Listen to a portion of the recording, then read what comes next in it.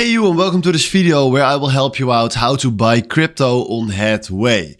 And for now we are here on the web terminal and we want to buy some crypto. So the first step that we gonna do is we change the symbol. So we click here on symbol and then right here you have crypto. So click on crypto and then coins.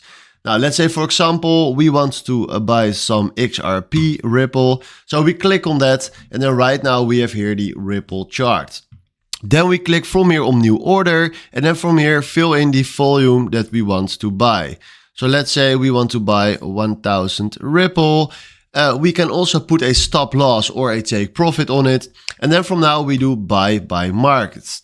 Then right now if you can see, we bought some nice Ripple. And if you want to close this position, we can click here on the cross. But this is how you can buy crypto on the Headway trade application. So hopefully this was the video where I was looking for. Thanks for watching and have a wonderful day. Ciao.